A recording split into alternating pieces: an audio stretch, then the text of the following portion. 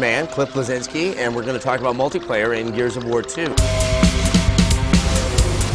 Obviously, multiplayer was a huge component to the original game, and this is going to be big as well, but what have you learned from the first game that you're now applying to this one? Don't let people shotgun roll at each other. That's a good one. Not a fan of that one. The game was originally conceived as a cover-based shooter, and when we built it, players were playing it online. They started taking cover, but then they started grenade tagging each other. And then we realized, we probably should have reduced that radius a little bit, and then kind of tweak the effectiveness of that, and then make sure that in the sequel, players actually are stopped by bullets. So we added this idea of stopping power. So when players try and do the blind rush at each other, Braveheart style, player can essentially unload his lancer into the other guy, and it's like talk to the hand. And the guy will actually physically stop in his tracks, and then he has to try and evade out of the side, reconnoiter, find a new angle, provide suppressing fire from a buddy, and essentially play the game as the fast tactical game that it was meant to be. Now, one of the things that everyone talked about was sort of, the lack of a party system in the original Gears. There is one here now, and how have you designed it to make everyone just nice and happy?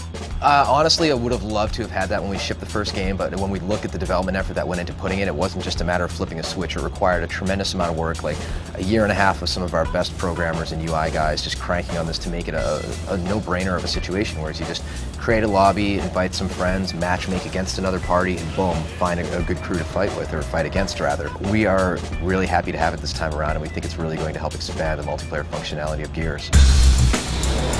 You've also done an interesting thing with achievements. You've noticed that also seems to affect behavior inside of multiplayer matches, and you're addressing that. Yeah, well, the purpose of achievements is to add longevity to the game, so players have kind of that overall meta RPG element. We also realize, though, that sometimes players kind of get that rat on a feeder pellet type mentality of this kind of like tunnel vision, and so we actually throttle the achievements. So if you go for the headshot achievement, for example, you only get 1 credit towards that per match.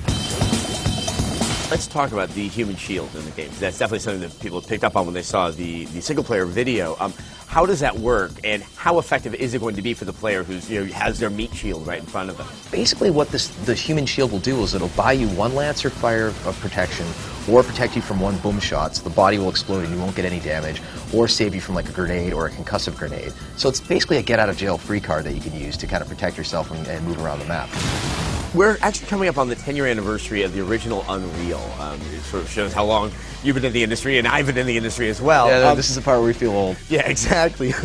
So when you see sort of the arc of your own development as a game designer from that original Unreal to the impending Gears of War 2, is there anything that really sort of stands out in your mind that you never saw coming? I'm glad to be getting back to making games with a campaign mode. We did that with the first Unreal, and I was a producer on Unreal 2, which was a solid game, but didn't really find a lot of success, unfortunately.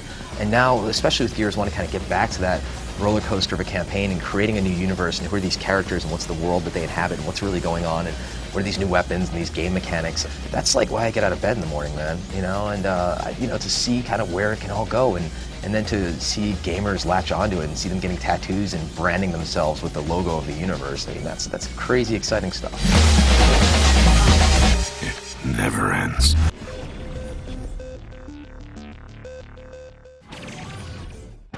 The big three are battling for next-gen supremacy. Who will shape the future? Only G4 is there to find out. Heat 308 Live. Coverage begins July 14th.